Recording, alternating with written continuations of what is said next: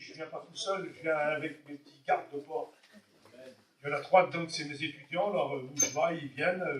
Ça, c'est mon chambre, c'est comme mon étudiant, c'est moi qui essaye de le former dans les choses de Dieu. La chose, c'est un prédicateur.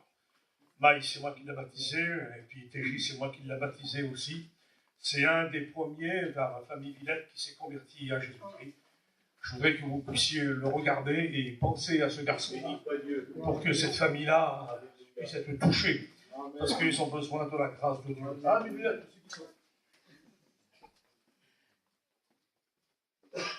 voilà, je voudrais vous parler d'un thème de message que j'ai mis, c'est la solitude qui existe aujourd'hui dans le monde. La solitude, un jour je roulais dans l'auto, et puis le gars Joe, il disait à la radio, c'est pas un prédicateur, hein, c'est un gars Joe, il disait lui que plus de 54% des appartements qui sont à Paris étaient occupés par des personnes qui vivaient seules. On dit que la solitude, c'est un état d'isolement, c'est-à-dire quelqu'un qui se renferme sur lui-même. Vous avez remarqué, des fois, vous avez une conversation avec quelqu'un, et puis d'un seul coup, des fois, cette personne, au bout de quelques minutes, elle vous répond.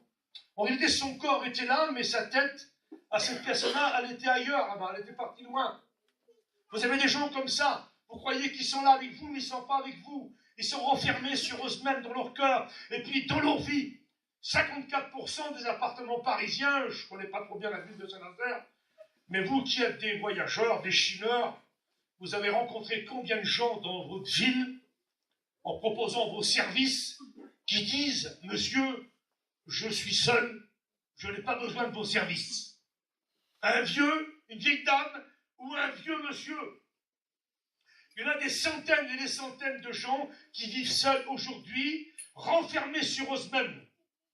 Alors moi j'ai mis, il y a la solitude des vieux qui existe aujourd'hui. Normalement, vers nous les voyageurs, c'est rare que ça se fait, mais ça se fait quand même aujourd'hui. Et puis un jour, on était en mission du côté de Nancy, j'ai vu un jour un chrétien qui a dit, sur son vieux père qui était là, sur les enfants, prenez la voiture du vieux là, et tournez la face dans le buisson. Je l'ai vu moi, j'ai écouté.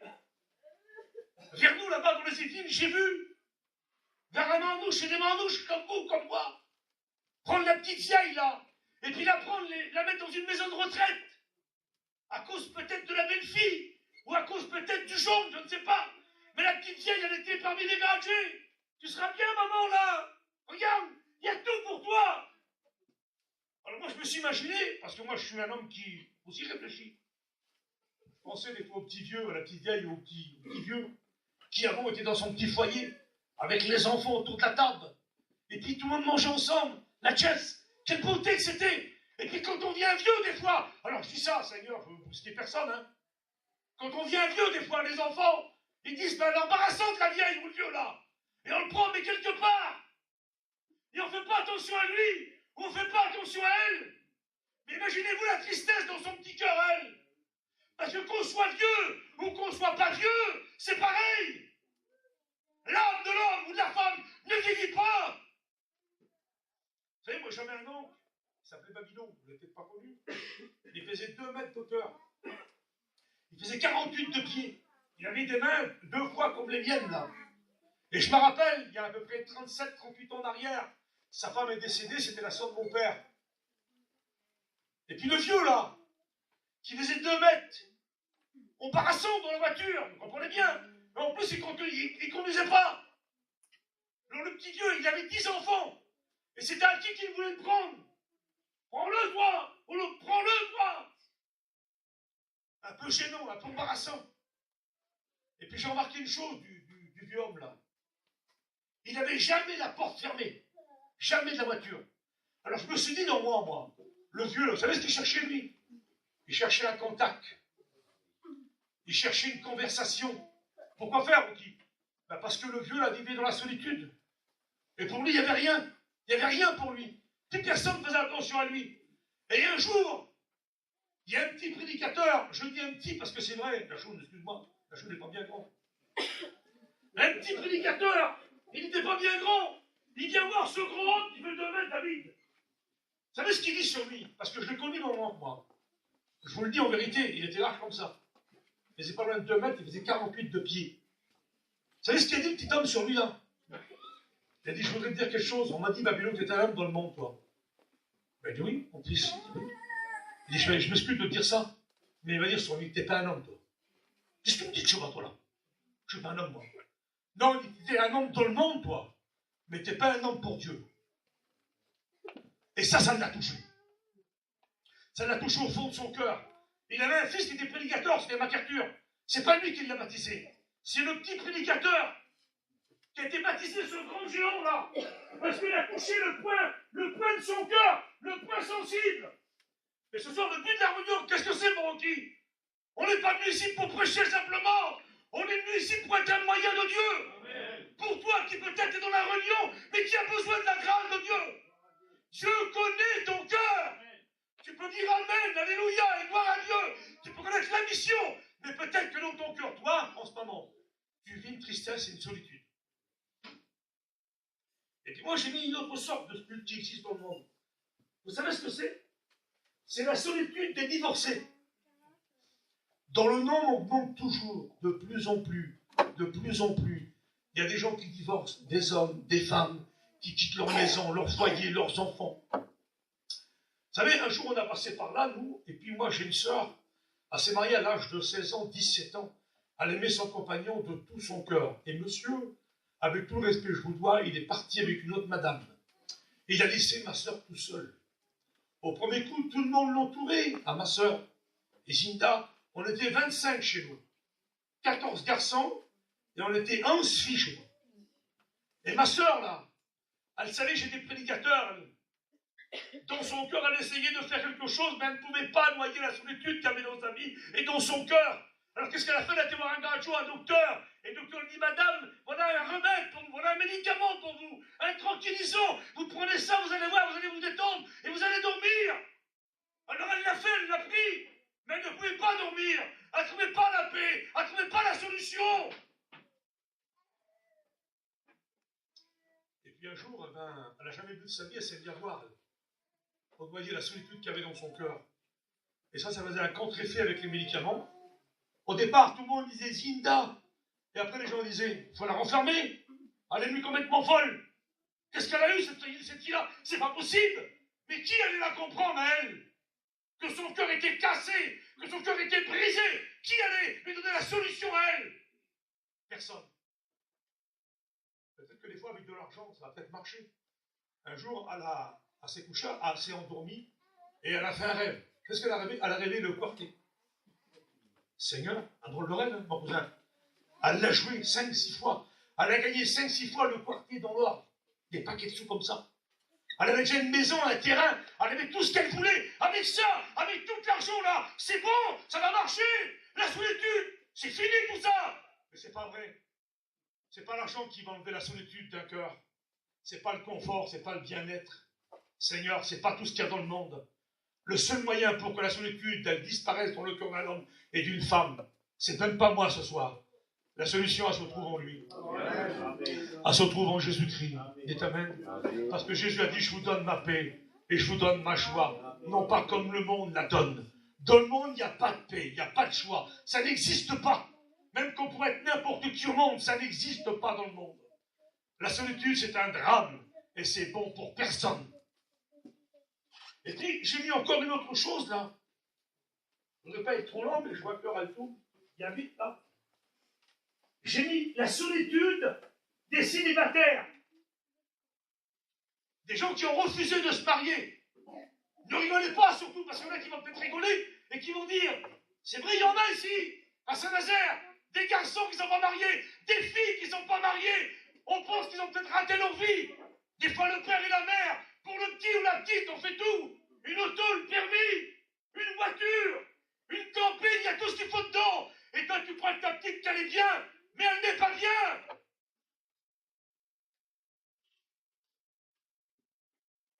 Je disais tout à l'heure un verset de la Bible. Des fois, on dit, c'est marqué comme ça, hein. Celui qui marie sa fille fait bien. Celui qui ne la marie pas fait mieux. Ah bon? C'est mieux. Oui, c'est mieux, mais une condition. Que cette fille-là ou ce garçon-là soit dans le Seigneur. S'il n'est pas dans le Seigneur, c'est pas vrai. C'est pas mieux du tout. C'est la misère. C'est la tristesse peut-être dans le cœur de ton garçon et dans le cœur de ta fille. Mais ce soir encore, pour celle ou celui qui est là, il y a une solution. Et cette solution, elle s'appelle Jésus-Christ. Dites Amen. Je passe vite. Je ne veux pas trop m'étendre. J'ai mis une autre sorte de solitude qui existe dans le monde. Vous savez ce que c'est? C'est la solitude des veuves. Ou la solitude des veuves. Des personnes qui connaissent un grand vide dans leur cœur, laissé peut-être par la séparation d'un être cher ou qui a été rappelé trop tôt. Et puis des fois, j'entends cette voix qui me dit dans mon cœur, oui, mais vous les chrétiens, quand ça vous arrive, qu'est-ce que vous faites? Eh bien, nous, on est comme vous. On pleure aussi. Mais on pleure au moins avec une espérance. Christ en vous, c'est l'espérance de la gloire. Dites Amen. Dans les cimetières, quand ça arrive, on appelle les musiciens, on appelle des chanteurs, on appelle des chanteuses, et on chante des cantiques à la gloire de Dieu, car on sait où nos bien-aimés sont partis. Dites Amen. Mais celui qui n'a pas le Seigneur, il ne peut pas en faire autant. C'est pas possible. Parce qu'on a le Seigneur dans nos vies. C'est pour ça qu'on est heureux. C'est pour ça qu'on est joyeux. Dites Amen. Il y en a une là.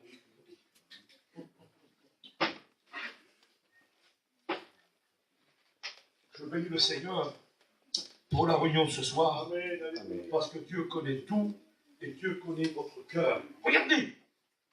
C'est quand même extraordinaire ça. Il est marqué dans la parole de Dieu. Moi j'ai mis ça moi. Vous avez des gens qui vivent en famille et qui sont terriblement atteints par la solitude aujourd'hui. Et la solitude, c'est un drame, j'ai dit, et elle n'est bonne pour personne. Dieu dit qu'il a trouvé Israël dans une contrée déserte et dans une solitude aux effroyables hurlements. C'est la parole de Dieu. Quelle expression! C'est-à-dire ici, Israël a été personnifié comme un homme ou comme une femme qui est dans le désert, sans eau, sans nourriture, et qui est en train de crier. Parce qu'elle est en train de demander à Dieu de le bénir ou de la bénir et de s'en sortir. Alors moi, tout à l'heure, j'ai mis une petite note là. Moi, j'ai dit, on n'est peut-être pas dans le désert, on est à Saint-Nazaire. Mais peut-être que toi, tu vis dans un désert. Peut-être que toi, tu vis dans l'angoisse. Peut-être que toi, tu vis dans la peur. Tu vis dans la crainte. Ne regarde pas au pasteur. Ne regarde pas à ton voisin. Mais si quelqu'un crie vers lui et qui dit, Seigneur, Seigneur, je vis dans la tristesse. Seigneur, je vis dans la solitude. Et pourtant, il y a tout le monde autour de moi. Je fais le bien, Seigneur, fais le beau. Toute la journée. Mais quand il vient le soir, c'est un drame que je vis depuis un certain temps. Si tu cries vers lui, il entendra ton cri. Si tu ne cries pas, ce sera une réunion. Tu diras, c'est bien, c'est pas mal, c'est bon la réunion. Et puis tu vas partir chez toi, mais tu seras toujours avec ton problème, avec ta misère. Ce soir, c'est un conseil que je te donne de sa part. Quand un malheureux crie, l'Éternel l'entend. Et il le sauve de toute sa détresse. Ce soir, si quelqu'un voudrait le faire, eh bien, je pense que la réunion, c'est pour toi, à la gloire de notre Seigneur.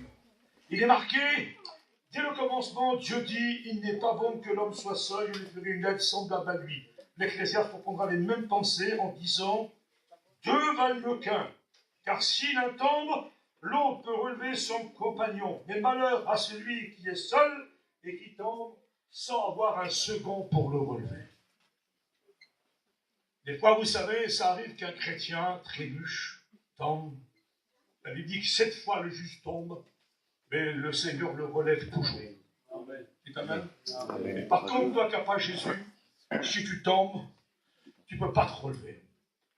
La seule solution peut-être pour certains, c'est peut-être des médicaments, je ne sais pas, des remèdes que les gars vous donnent. Mais je pense que ce soir ici, la solution pour toi, elle est ici. Elle est dans cette réunion pour toi ce soir. À la gloire du Seigneur Jésus. Dans le livre des rois, il est marqué comme ça. La parole de l'Éternel fut adressée à Élie en lui disant, que fais-tu ici, Élie? Quelle bonté, Seigneur. Et puis moi, je m'ai mis une petite note ici, en la passant à moi. Qu'est-ce que tu fais, toi, ici, à la réunion ce soir? Parce que Élie, dans la note, il n'est plus à sa place. Il est dans un endroit où il ne doit pas être normalement. Mais il se trouve là dans un problème, dans une difficulté. Que fais-tu ici, Élie? Et lui dit, j'ai déployé mon zèle pour l'Éternel, Seigneur. Je suis resté moi seul. Il n'y a plus personne, Seigneur. Élie pensait qu'il n'y avait plus personne pour lui. Plus personne pour l'aider. Il n'y avait plus de solution pour lui. Peut-être toi, c'est ce que tu penses. Tu es venu à la réunion et tu te dis, il n'y a plus de solution pour moi. Neil qui vous a rendu témoignage, c'est mon étudiant. Il pensait ça dans son cœur. Quand il a passé par là, il pensait qu'il n'y avait plus de solution. Mais il y a une solution. Amen. Dites Amen. Et cette solution, elle s'appelle Jésus. Dites Amen, frères et sœurs. Et je crois de tout mon cœur ce soir que tu as besoin de lui. À la gloire de son saint nom. Ils ont abandonné ton alliance. Ils ont renversé tes autels, Seigneur. Et puis ils ont dit par répété prophète, je suis resté, moi seul. Ils se croyaient tout seuls. Et pourtant, ils n'étaient pas tout seuls. Ils rejettent un peu la faute sur les autres. Au verset 4, il nous dit, Élie alla dans le désert, où après une journée de marche, parce qu'il voit que ses espoirs sont cassés, sont brisés, ils sont dans le problème et dans le découragement, alors il s'enfuit, il va loin, il fait 160 km le soir, et puis là il se met dans un endroit, et il croit qu'il n'y a plus personne pour lui. Je ne sais pas combien de kilomètres que tu as fait, peut-être que tu ne viens pas de très loin, mais le Seigneur a vu ce que tu as fait ce soir. Il sait que tu es venu avec ton problème, avec ta misère, avec ta difficulté. Vous savez, des fois, nous les pasteurs, moi je parle pour moi, des fois je ne vois pas trop. Des fois je ne fais pas attention. Mais il y a quelqu'un qui fait attention à toi. Et qui connaît ton problème, qui connaît ta vie. Il connaît ta tristesse, il connaît ta solitude ce soir. Vous savez, dans le monde avant, nous, pour être heureux, pour être joyeux, ben, il faut aller boire, il faut aller faire des affaires. Mais aujourd'hui, non, c'est fini. On a la paix, on a la joie. Dans le Fils de Dieu. Dites Amen. On a fait 400 km passer avec les frères. On est heureux d'être là avec vous. On a cherché dans la chambre, dans la prière, à être un petit moyen de bénédiction pour vous. Que ce soit mes étudiants, que ce soit mon Jean qui est prédicateur, ou que ce soit la choune. Mais que Dieu se serve de eux ou de moi. Le principal, c'est que ton cœur soit touché ce soir. Dites Amen. Et je sais qu'il y a une solution pour toi. Il y a une solution. J'ai mis ça, regardez, il est dit ceci, que cet homme-là, il s'assit sous un chenêt, un petit arbre qui est là, et puis il pense, il réfléchit, il demande réflexion, et à un certain moment, vous savez ce qu'il fait? Il demande la mort, et il dit, c'en est assez! C'en est assez! Je l'ai écouté de mes propres oreilles, Seigneur, c'est vrai. J'ai écouté des gens qui ont dit, j'en ai marre de la vie, j'en ai marre, je voudrais mourir. Et moi, j'ai mis cette petite note-là. Vous savez, les Israéliens considéraient le suicide comme quelque chose qui n'est pas possible pour eux. Les gens savaient que s'ils se suicidaient, ils étaient perdus. Mais par contre, j'ai vu dans la Bible que des hommes ont demandé la mort. J'ai vu que Moïse a dit ceci, regardez. Moïse a dit à Dieu, chapitre 11, du livre de Nombre, « Seigneur, Dieu, tue-moi » Il a demandé. J'ai vu que Jonas a dit, « Éternel, prends ma vie » car la mort m'est préférable à la vie. J'ai vu que Job a dit qu'il plaise à Dieu de m'écraser, mais qu'il étende sa main sur moi et qu'il m'achève. J'ai vu que Jérémie a dit, maudit soit le jour où je suis né, le jour où quelqu'un a dit sur mon père, voici un fils t'est né. Il y a des gens qui ont fait ça dans la parole de Dieu. Les gens, il semblerait qu'ils en avaient marre de la vie. Et puis des fois, on le dit aussi, Seigneur, on est belle la vie, là. S'il n'y aurait pas Dieu, mon ami, Seigneur, la vie, elle n'a aucun sens. Aujourd'hui. Vous croyez, vous, de tenir la vie entre vos mains? Vous croyez que demain, il ne va rien vous arriver? Mais ce n'est pas vrai. Ce n'est pas vrai. Pardonnez-moi de dire ça. Je vais faire du mal à mon petit étudiant qui est là. Mais son père, je l'ai connu. C'est moi qui ai fait son enterrement. Un garçon en pleine santé. Jamais de sa vie, même lui, il aurait cru que ça pouvait arriver d'une seconde à l'autre. Si, il y a des choses qui arrivent d'une seconde à l'autre.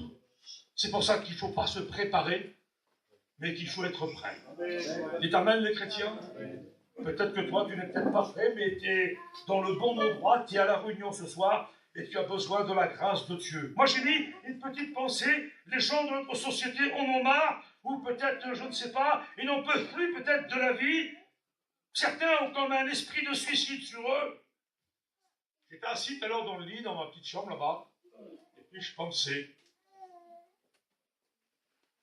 Vers nous, j'avais un petit cousin, moi il avait 41 ans. Un jour, je l'ai vu venir chez moi à la réunion, il rendait témoignage. Quelle bonté, Seigneur. Et je l'ai vu, à la gloire du Seigneur. Et puis quand on après, je l'ai vu, je souhaite que ça ne vous arrive pas, hein. Je l'ai vu qu'il a tout laissé les choses de Dieu. Tout abandonné, plus de réunion, plus de scène, plus rien du tout. Et puis vous savez ce qu'il a fait, ce garçon-là? Il a repris ses habitudes d'avant. Il s'est remis à boire, il s'est remis à fumer. Tous les soirs, il buvait une bouteille de vodka. Et puis il prenait des cachets pour dormir. Voilà, il dormait pour bon sommeil. Oh, pour lui, c'était trop bien. Et ça dure un temps. Et un jour, il l'a fait encore. Encore une bouteille de vodka, et puis encore la cigarette, encore les médicaments, et il s'est endormi. Avec tout le respect, je vous dois. Je ne suis pas là pour vous faire peur, hein. De mon Dieu, que c'est pas comme ça. Hein. Un jour, il a commencé à vouloir vomir. Quand il a voulu le chandab, il n'a pas pu. Il a ravalé son vomi. Et il a tombé dans les poumons, à ce garçon-là. Ça a duré 27-28 jours. 28 jours après, il est décédé. Ah, il y en a qui ont prêché. Seigneur, je l'ai vu. Il l'a envoyé au ciel. Les aeuses. Mais ce garçon-là était loin de Dieu. Il buvait, il fumait. Alors si celui-là qui boit et qui fume et qui lui arrive un problème et qu'il est sauvé, alors mets dans le vie comme bon lui semble. Quelques temps plus tard, je me rappelle, Seigneur, j'étais avec mon frère garçonnet. Et puis, on a écouté dire qu'une jeune fille, il a trouvé plus les parents. Il les gardait, il l'a retrouvé, vous savez comment? Par le téléphone. 7 jours après. Il dit le téléphone, il est dans le 18e arrondissement, là-bas, à Paris. Et ils sont venus les garder, et puis ils ont trouvé, bien sûr, le téléphone. Et la petite fille est allongée sur le lit. Elle était décédée, elle est morte d'une overdose. 18 ans, 19 ans. Dites-moi pourquoi faire les gens qui font ça. Parce que dans leur cœur, il y a un vide terrible. Dans leur vie et dans leur cœur. Ils veulent noyer leur solitude, soit par la boisson, soit par la drogue. C'est pour ça qu'aujourd'hui, il y a tant de gens vers nous qui se donnent à la boisson, ou à la drogue, ou au vice, ou aux passions. Vous avez des gens qui ne peuvent pas vivre sur une télévision. Vous avez des gens qui ne peuvent pas vivre sur la radio. Ils ont besoin d'une présence, ils ont besoin de quelque chose. Yannick Verdon, le dimanche garçon. On va rentrer dans un café avec le vieux. Mon père, c'était Nen, la meilleure. On va rentrer avec lui. Un beau vieux, vous allez voir. Un bon cousin. On est pendant la machine, 11 garçons, 10 mon frère qui fumait l'arrière. Imaginez-moi un petit peu. Et puis là-dedans, eh ben, c'était les chants. C'était pas gloire à Dieu. Pardonnez-moi, Seigneur, c'était du Franck Sinatra. C'était des artistes, bon, Weber, comme ça. Bref. Et puis donc demain, c'était à refaire. C'était pareil. Pas de paix, pas de joie dans notre cœur et dans notre vie. Et puis un jour comme vous, on a écouté le message de Dieu et on s'est dit la solution c'est ça. On s'est tourné vers Dieu, nous sommes devenus des chrétiens. Et mon père, un mois après, il s'est tourné vers Dieu. C'est devenu un chrétien, ma mère aussi. Mercredi qui vient, je baptise mon frère. 61 ans. Ça fait des années que je prie pour lui. Le Seigneur s'est servi des autres prédicateurs. Mais mon frère, c'est un chrétien. Et j'ai mon neveu qui a été baptisé dans l'été passé. Il fait 1m85, le petit. Son désir, c'est ce qu'il faisait, le petit là. C'était des combats de cage. On l'enfermait dans une cage comme un lion. Et il tuait les hommes dedans. Il est épais comme ça, Seigneur, voilà, il tombe là. Et lui est devenu un chrétien, un enfant de Dieu aussi. Et son père, mercredi, il passe par le baptême. Dites amen. La solution ici, c'est Jésus-Christ. Dites amen, frères et sœurs. Et puis je voudrais passer très très vite avec vous à la gloire du Seigneur. Quand il dit, Seigneur, je suis resté seul, il n'y a personne avec moi. Vous savez ce que Dieu dit sur lui? Je me suis réservé en Israël 7000 ans. Dites amen. Et alors, quand je méditais ça, je me dis, croyez-vous que Dieu n'a pas de réserve? Il n'a pas de solution pour toi? Seigneur, il en a 7000 réserves. Il a des milliers de bénédictions pour toi. La Bible dit que les ruisseaux de Dieu sont pleins d'eau. Ses bontés ne sont pas à leur terme. Elles se renouvellent chaque matin. Amen. Il y a 40 ans que je marche avec Jésus.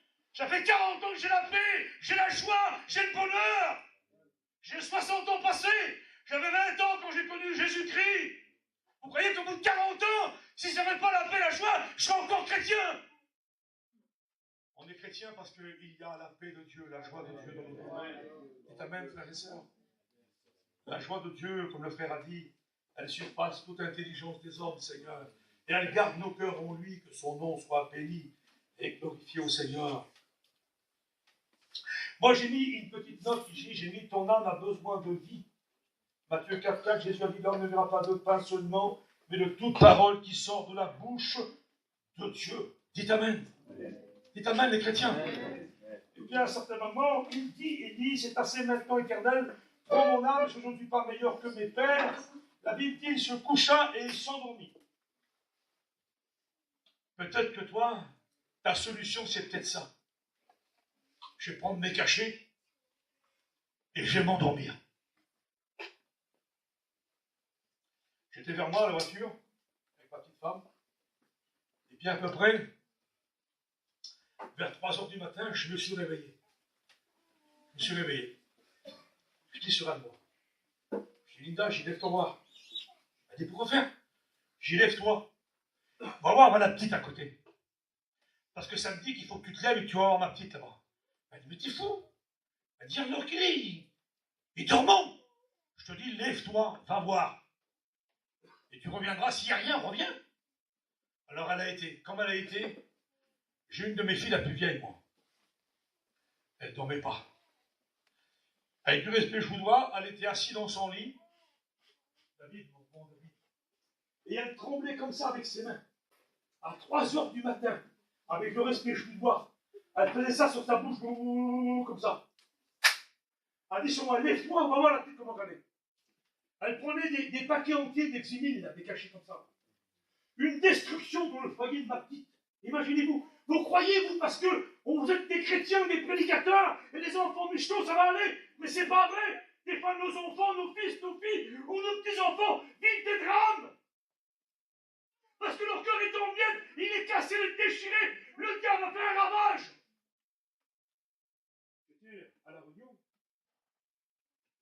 Je vais prier ma petite, le Seigneur l'a bénie. Je finissais la réunion. Et quand j'arrive vers moi, elle dit, ma femme sur moi, elle dit, Rocky, j'ai une petite fille, elle a 19 ans, ma petite fille. Elle a 19 ans maintenant. Elle dit sur moi, elle dit, la petite, elle ne peut pas dormir de la nuit. Comme elle est couchée, elle dit qu'il y a une présence qui vient dans la voiture. Je prends le téléphone, je l'appelle. Donc c'est après la réunion, il était à peu près 10h, 10h30. Je dis, ma petite, qu'est-ce que c'est? Qu'est-ce qui se passe vers toi? Elle dit, Papou, je ne peux pas dormir. Il faut que je regarde la lumière toute la nuit entière. Parce qu'elle dit, si j'étais la lumière, je sens qu'il est là présent vers nous, vers moi. Mais dans mon cœur, ça m'a foutu foudrage. Je dis, est-ce que c'est possible que le diable peut faire ça? Qu'il peut rentrer dans les foyers de nos enfants? Est-ce que c'est possible? Je dis, ma fille, j'écoute, tu es à 500 km de moi, je ne peux pas aller vers toi. Mais tu vas faire comme si je suis dans la voiture. Tu fais comme si je suis près de toi et que je prie pour toi. Tu vas fermer tes yeux. Alors la petite, elle a fermé ses yeux, parce qu'elle me l'a dit, elle a fermé ses yeux. Et tu vas commencer à prier. Et moi, je vais prier pour toi. Et à 500 km, quand j'ai prié pour elle, au nom de Jésus, elle a reçu le baptême du Saint-Esprit. J'ai dit, on peut être absent de corps, mais on peut être présent en l'esprit avec Dieu. Et ce soir, la solution, elle est pour toi. Le Seigneur connaît ton cœur, il connaît ta vie. Il sait que tu es un homme, une femme qui est préoccupé, qui est tracassé, et qui prend des cachets, des tranquillisants, mais tu n'as pas de paix. Mais ce soir, la vraie paix, elle se trouve dans cette salle.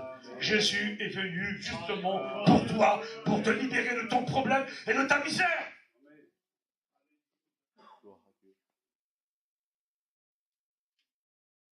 Et puis, j'ai regardé, il est marqué comme ça. Et voici un ange le toucha et lui dit, lève-toi, mange. Il regarda, il y avait à son chevet un gâteau cuit sur des pierres chauffées et une cruche d'eau. Il mangea et but, et puis il se recoucha. Peut-être que tu es déjà venu à la réunion, tu as écouté la parole de Dieu, tu as goûté, tu as dit que c'était bien, les choses de Dieu, et puis ça a recommencé vers toi. Mais laisse-moi dire qu'il y a encore une solution pour toi. Dites Amen. Les sauges de Dieu ne s'arrêtent pas là. Tu as besoin peut-être d'une autre bénédiction. Dites Amen. Jésus a bien prié 2 fois pour un aveugle. Hein? Alors tu peux écouter 2 fois les choses de Dieu, voire 3 fois. Et tu as peut-être goûté, mais tu n'as pas mangé les choses de Dieu. Et puis à un certain moment, l'ange de l'Éternel d'une seconde fois le toucha et dit, toi mange, car le chemin est trop long pour toi. Il se leva et mangea et but. Et avec la force qu'il a cette nourriture, il marcha 40 jours et 40 nuits jusqu'à la montagne de Dieu en rêve. Dites Amen. 320 kilomètres jusqu'à Beersheba. Il a marché avec le gâteau et avec ce peu d'eau. Vous savez, quand on mange les choses de Dieu, laissez-moi vous dire qu'on devient fort. Dites Amen, Seigneur, de mon Dieu. Pardonnez-moi le mot, hein, vous allez peut-être vous détendre. Hein. Quand on mange les choses de Dieu, on ne grossit pas. Qui grossit pour avoir trop de place. Non, on grandit. Dites Amen. Hein, on grandit avec le Seigneur. Et puis ce soir, eh ben, tu as besoin de cette nourriture. Dites Amen. Tu as besoin de cette bénédiction de Dieu dans ton cœur et puis dans ta vie pour toi, ce soir, à la gloire du Seigneur. Vous savez, un jour, les disciples sont venus vers Jésus et ils l'ont pressé de manger. Et Jésus a dit, j'ai à manger une nourriture que vous ne connaissez pas. Ah bon? Ma nourriture est de faire la volonté de celui qui m'a envoyé et d'accomplir son œuvre. Dites Amen. Notre nourriture à nous, c'est de sauver les âmes. Et quand une âme est sauvée, alors on est les gens les plus heureux du monde. Il n'y a pas une couronne pour nous. Non, la couronne c'est pour lui. Ce que nous voudrions ce soir dans cette soirée, c'est qu'il y aurait une âme qui soit touchée, qui soit bénie par le Seigneur. Dites Amen. C'est le désir de mon cœur ce soir, à la gloire de notre Seigneur Jésus-Christ. Vous pouvez passer très très vite. Tout à l'heure, je lisais le texte de Matthieu, et puis il est marqué comme ça, regardez Matthieu 15, verset 21, une femme cananéenne était seule devant son problème. Et puis à ce moment, elle a crié comme ça. C'est marqué une femme cananéenne. Hein. C'est pas marqué une juive, hein. C'était une païenne. Hein. Parce que les Cananéens étaient les ennemis d'Israël. Et sous la conduite de Josué, normalement, tous les Cananéens devaient périr. Celle-là, ça a échappé. Je ne sais pas comment elle a fait, mais en tout cas, voilà, elle a été préservée. Et puis elle a dit dans le pays d'Israël, peut-être qu'elle a entendu les choses de Dieu, parce qu'elle appelle Jésus, Seigneur, fils de David. Aie pitié de moi. Normalement, il n'y a qu'un juif qui peut dire ça. Non pas une Cananéenne. Mais elle sait que Jésus est la solution à sa misère et à son problème. Et elle crie vers Jésus. Les apôtres sont là, ils sont un petit peu embêtés, parce qu'ils la connaissent, mais ils disent, Seigneur, renvoie-la, elle crie derrière nous. Et puis Jésus ne la renvoie pas. Dites Amen. Dites Amen, frère. Jésus ne la renvoie pas. Au contraire, Jésus la laisse crier encore une fois. Et elle crie encore une fois. Jésus, fils de David, aie pitié de ma fille qui est cruellement tourmentée. Et quand Jésus s'arrête, quelle beauté, Seigneur. Jésus a une conversation avec elle. Et je crois de tout mon cœur que ce soir, le Seigneur, il va avoir une conversation avec toi. Dites Amen. C'est une païenne. Il n'y a pas que les chrétiens qui peuvent crier vers le Seigneur. Les païens aussi peuvent crier vers lui de tout leur cœur, à la condition que ce soit avec ton cœur. Jésus a dit, je n'ai été envoyé qu'aux brebis perdues de la maison d'Israël. Parce que dans Matthieu 10, le Seigneur a envoyé les apôtres 2 par 2. Il a dit, n'allez pas chez les païens, allez chez les Juifs, n'allez pas chez les Samaritains. Il a dit, allez chez les Juifs, n'allez pas vers les autres. Et pourtant, elle est là, elle est dans la misère, dans son problème, et elle crie à Jésus.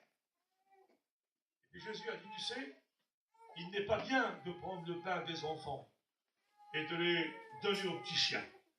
Elle a dit, oui Seigneur, je sais, mais tu sais les petits chiens, ils mangent les miettes qui tombent de la table de leur maître. Dites Amen. Seigneur, quelle beauté. Elle parlait à Jésus, parce qu'elle a dit Seigneur après. Elle n'a pas dit Jésus, fils de David. Elle a dit Seigneur, voilà, tu connais mon problème, ma misère. Et puis Jésus, à un certain moment, lui, elle a dit Seigneur, les miettes me suffisent à moi. Et puis Jésus a dit sur cette femme-là, ta foi est grande. Dites Amen. Qu'il en soit fait comme tu veux. Dites Amen, frères et sœurs. Vous les chrétiens. Ce soir, il y a quelqu'un qui a besoin de crier vers le Seigneur. Je ne connais pas ton problème, je ne connais pas ta misère. Je ne connais pas ta difficulté. Mais si ce soir, tu cries vers Jésus, j'en suis sûr de tout mon cœur. Vous savez, moi, je le reçois. Quand je crie, je me fais entendre. Hein. Mais cette femme a été dans la détresse et dans la misère, alors elle a crié de tout son cœur. Et quand Jésus est venu devant elle, il lui a donné la solution. J'aimerais m'arrêter là, parce que l'heure elle tourne, et j'aimerais prier avec vous le Seigneur. On ferme nos yeux, les chrétiens. Moi, j'en ai assez dit. On va laisser le Seigneur agir. Amen. Gloire à Dieu. Tu es vivant, Seigneur. Tu connais les cœurs et les vies. Nous sommes tous devant toi. Je ne connais pas les cœurs, je ne connais pas les vies, je ne sais pas un frère, une sœur, je ne sais pas s'il y a un homme qui n'est pas chrétien, une femme qui n'est pas chrétienne, qui vient à la réunion, et peut-être qu'elle vit comme ça, dans la misère, dans la tristesse, dans la solitude. Seigneur, je sais que toi, tu es venu, Seigneur, non pas pour les bien portants, mais tu es venu, Seigneur, pour libérer les captifs. Je te demande une grâce, une faveur de ta part. Si quelqu'un a besoin de toi, Seigneur, je le sais qu'il y en a qui ont besoin de toi. Je demande une grâce particulière pour cette personne, Seigneur, qui a besoin de ta grâce. Et je te demande, Seigneur, d'agir, de bénir les cœurs, de bénir les vies, de bénir cette personne. Pendant qu'on est dans le recueillement, personne ne regarde. Parce que vous savez, personne ne peut vous donner la solution, toi. Mais il y a quelqu'un qui est là et qui connaît ton problème, qui connaît ta tristesse, qui connaît ton anxiété, qui connaît ton angoisse. Tu as peur dans ton cœur. Mais ce soir, le Seigneur veut intervenir dans ta vie. Est-ce qu'il y aurait quelqu'un qui voudrait que je prie pour elle ou pour lui? En disant, frère, personne ne regarde. Moi, je vis dans la solitude. Moi, j'ai tout ce qu'il faut autour de moi et pourtant, je ne suis pas tranquille, j'ai pas de paix, j'ai pas de joie. Tu lèves ta main, moi, je prie pour toi. Est-ce qu'il y aurait quelqu'un qui voudrait que je prie pour elle ou pour lui? C'est pas pour moi que tu lèves la main. On prie le Seigneur ensemble, on laisse agir quelques instants le Saint-Esprit qui est dans ce lieu, qui est dans cette salle. Seigneur, tu vois les problèmes, tu vois les difficultés. Je veux pas qu'il y ait un obstacle entre toi, Seigneur, et chacun de nous. Je veux qu'il y ait une pleine liberté dans cette réunion. Au nom de Jésus, Seigneur, tu connais les cœurs. Je vous le demande encore une fois. Est-ce qu'il y aurait quelqu'un qui a besoin de la grâce de Dieu, qui ce soir veut te donner la solution à ton problème? Tu lèves ta main là où tu es, et moi je prie pour toi. Tu peux être un jeune, une personne d'un certain âge, ou une vieille personne, mais tu as besoin de lui. Tu lèves ta main, moi je prie pour toi. Vous savez, je ne ferai pas déranger les gens. Tu ne dirai pas aux gens de venir devant. Ça ne sert à rien, tu restes à ta place. Est-ce qu'il y a quelqu'un qui veut que je prie pour elle ou pour lui? Tu lèves ta main. Et ton problème est résolu, je le crois de tout mon cœur. Au nom du Christ, est-ce qu'il y aurait une âme ce soir pour Jésus? En disant, moi frère, je suis venu avec mon problème, avec ma misère. Je suis venu pour entendre un mot de Dieu, et le mot de Dieu il est pour toi. Tu lèves ta main, encore une fois, je te le demande. Est-ce qu'il y aurait un frère, une sœur, un homme, une femme, qui voudrait que je prie pour elle ou pour lui? Au nom de Jésus, tu lèves ta main maintenant, et je prie pour toi.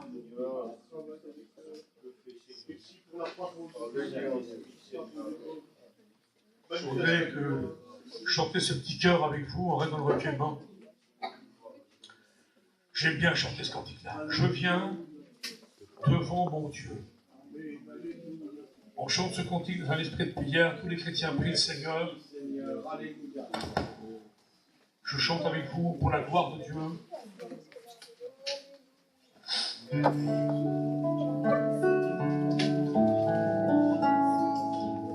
Je viens devant mon Dieu pour exprimer mes vœux. Amen. Je veux lui ressembler. Alléluia. Je désire saisir ses plans et ses projets, mais je suis si faible parfois. Ça arrive ça. Jésus, je ne le mérite pas, mais je viens devant toi, car je reconnais que ma vie dépend de toi, car je veux être béni. Je désire être rempli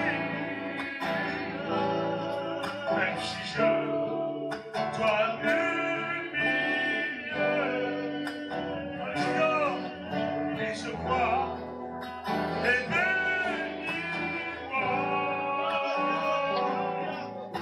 Je ne partirai pas de ce lieu avant d'avoir été revêtu de la puissance de Dieu.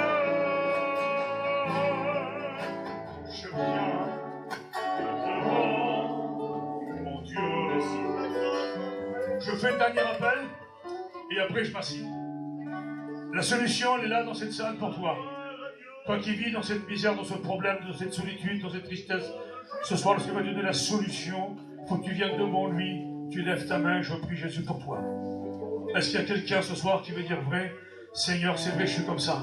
Je vis dans la misère, dans la tristesse, dans la solitude, mais j'ai besoin ce soir, Seigneur, que tu bénisses mon cœur. Tu lèves ta main au nom de Jésus, et moi je prie pour toi. Est-ce qu'il y aurait quelqu'un? S'il n'y a personne, tant mieux, baroudez vers le Seigneur. Mais si c'est vrai qu'il y a quelqu'un, c'est pas demain, c'est pour toi ce soir. Tu lèves ta main et je prie. Que Dieu soit béni s'il n'y a personne. Que Dieu vous bénisse à tous. Et que Dieu en soit glorifié. Je laisse la place à un de mes frères.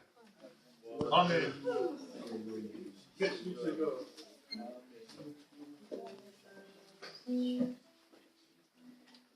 Merci à Jésus.